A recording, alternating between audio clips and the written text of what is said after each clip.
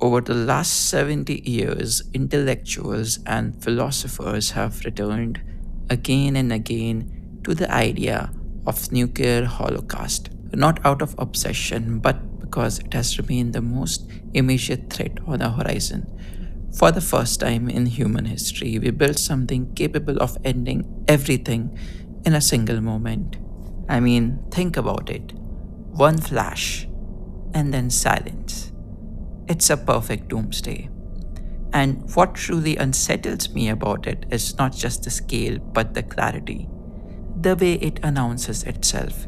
We have drawn its outlines, run simulations, practiced what to do when the sky changes color, and maybe that is why it no longer feels like the most dangerous thing we face.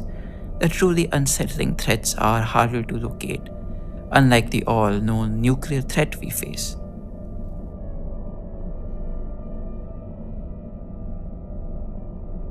Do you remember how people reacted when the images from Gaza Strip first started circulating?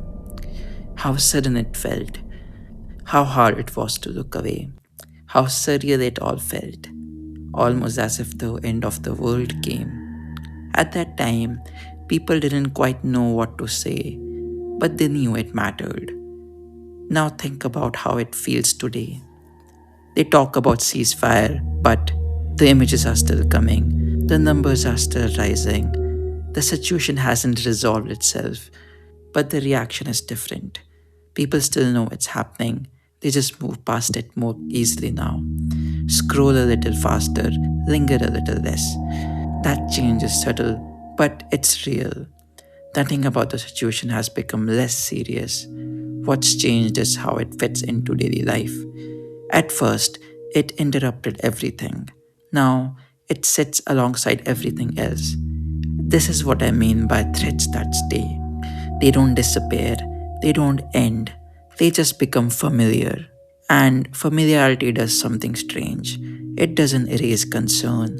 You still care, just not in a way that stops the day.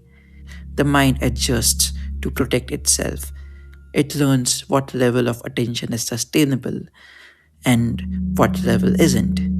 Over time, the question quietly shifts, not from concern to indifference, but from urgency to manageability, from this can't keep happening to what am I supposed to do with this? And when there's no clear answer, attention drifts, not out of cruelty, but out of survival. That's how these threats stay. They don't overwhelm us all at once. They wait for us to adapt until something that once felt unbearable starts to feel like part of the background. What's worse than nuclear fallout is a world that never feels forced to respond to suffering. Fallout creates a limit, a point where life can't continue as usual. You either leave or you don't survive. That limit matters. It draws a line everyone understands. What we are living with now doesn't do that. There is no clear threshold, no moment where the damage becomes undeniable enough to stop everything else. Suffering is visible, but never overwhelming enough to interrupt the day. So the response is optional. People notice, they react, and then they move on.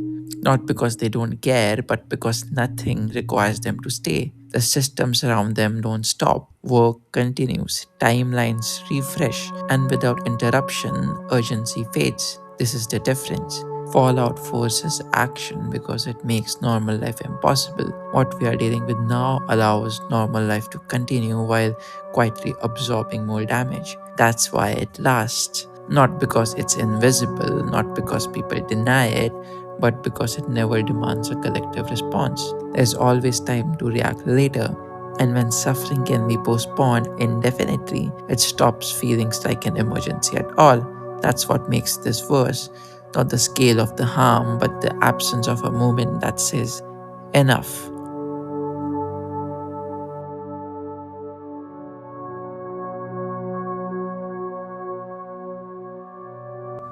You see, history is notoriously bad at hitting its deadlines. We expect crises to operate like discrete events with a clear beginning, middle, and end. Look at the map today. The Russian 3-day military operation in Ukraine is quietly entering its fourth year. The original itinerary was abandoned long ago. The conflict between the US and Iran casually strolls into its third month. The initial war ending panic smoothly transitioned into a line item for a congressional budget committee. Modern crises lose their original objectives. They become self sustaining ecosystems. Franz Kafka built his entire literary world around this specific threat. He wrote about trials that never reach a verdict and messengers who travel forever without delivering the letter. His insight was that bureaucracies eventually forget their original purpose. The machine simply continues to operate because the gears are already in motion. War today follows this exact Kafka esque blueprint. It becomes an industry, a logistical supply chain, a fluctuating stock price. The geopolitical fracture transforms into a permanent workplace. The system only cares about momentum. This is where the shadow of a nuclear holocaust enters the frame. We spent the last century terrified of the bomb. We imagined the end of the world as a sudden, dramatic finale, a moment of acute madness, a red button pushed in a fit of ideological rage. The reality of a perpetual machine suggests a much colder conclusion. If a system only knows how to maintain its own momentum, the escalation to nuclear fire requires no passion at all. It just requires the machine to take the next logical step. A launch becomes an administrative inevitability, a final adjustment to the global supply chain, a memo rubber stamped by a committee that forgot the original objective decades ago. We will not be destroyed by madness, we will be destroyed by efficiency. The earth will burn simply because the bureaucracy of conflict ran out of conventional space to expand. The machine will calculate the cost of a ground invasion, find the margins acceptable, and select the next available option on the drop down menu. The sky will catch fire, and there will be no grand cinematic speech.